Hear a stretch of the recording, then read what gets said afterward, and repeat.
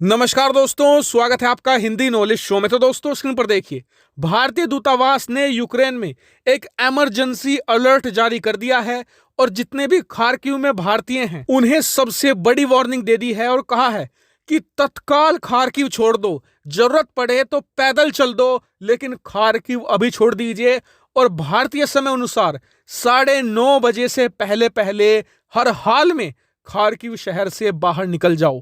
और बताया जा रहा है कि यह वार्निंग रशिया के इनपुट पर भारत ने जारी करी है, क्योंकि आपको बता दूं कि पिछले 2 दिनों से रशिया ने फ्रस्ट्रेट होकर भारी बमबारी कर डाली खार्किव पर। हर एक यूनिवर्सिटी पर बमबारी कर डाली, हर एक बिल्डिंग पर बमबारी कर डाली, बैलिस्टिक मिसाइलों की भी खबर आई, लेकिन खार्किव पर रूसी कब्जा हो नहीं पा रहा है।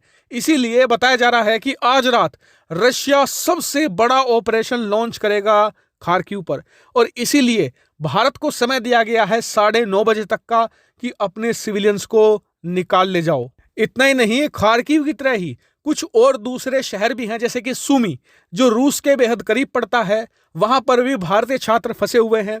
इन सभी के लिए रशिया भारत की बड़ी मदद करने जा रहा है।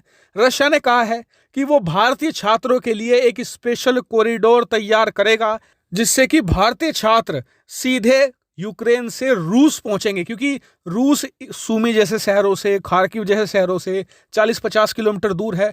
फटाफट इन्हें रूस पहुंचाया जा सकता है और फिर रूस से इन्हें भारत की एयर इंडिया लेकर भारत आ जाएगी। इतना ही नहीं, रूस की गोलाबारी के दौरान खार्किव में जिस भारतीय छात्र नवीन की मृत्यु हुई है, रूस अब उस मौत के लिए इन्वेस्टिगेशन भी करवाएगा, पता लगाएगा कि किस परिस्थितियों में और किन कारणों से उसकी मृत्यु हुई है। लेकिन आप सभी लोग जानते हैं कि इंटरनेशनल पॉलिटिक्स में कोई भी किसी के लिए फ्री में कुछ काम नहीं करता। यहां पर भी कुछ ना कुछ हित होगा रशिया का, बिल्कुल है।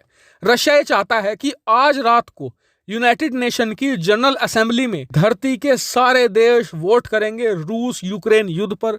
रूस चाहता है कि या तो भारत उसके पक्ष में वोट दे दे या फिर एब्सटेन कर जाए। इस समय रशिया के साथ कोई भी देश खड़ा नहीं दिख रहा। अगर आप एब्सटेन कर जाते हैं ना वोटिंग में, तो ये भी रशिया के लिए एक बड़ी जीत है, रशिया की ये भी एक मदद है। कम से कम आप रशिया के खिलाफ नहीं हो। और इसी पर मैं उन लोगों को सबक देना चाहूंगा जो आज ट्विटर पर ट्रेंड करा रहे हैं। कुछ लोग कह रहे हैं कि आई स्टैंड विद यूक्रेन, कुछ लोग कह रहे हैं आई स्टैंड विद पुतिन, कुछ कह रहे हैं आई स्टैंड विद रशिया। मैं कहूंगा कि ये चीजें बंद कर दो। क्यों? क्योंकि इन ट्रेंड को जब यूक्रेन वाले देखते हैं, वो समझते हैं कि भारत की जनता तो रूस का साथ दे रही है, ये तो हमारे खिलाफ है। वहीं जब ये ट्रेंड कि आई स्टैंड विद यूक्रेन रूसी लोग देखते हैं, तो वो समझते हैं कि भारत के लोग हमारे दोस्त नहीं रहे, वो तो अब यूक्रेन के पाले में जा चुके हैं। तो ऐसे में भारत को दोहरा नुकसान होता है, पीपल टू पीपल कनेक्शन खराब होते हैं। इसीलिए ये चीजें, ये हरकतें मत कीजिए। हमें इस समय न्यूट्रल रहना होगा, हमारी सरकार को भी और हम सब पूरी जनता को भी। क्यों? क्योंकि हमारे छात्र भारी संख्या में फंसे हुए हैं। जब तक वो नहीं निकलते तब तक प्लीज ऐसा मत कीजिए, उन्हें नुकसान हो सकता है।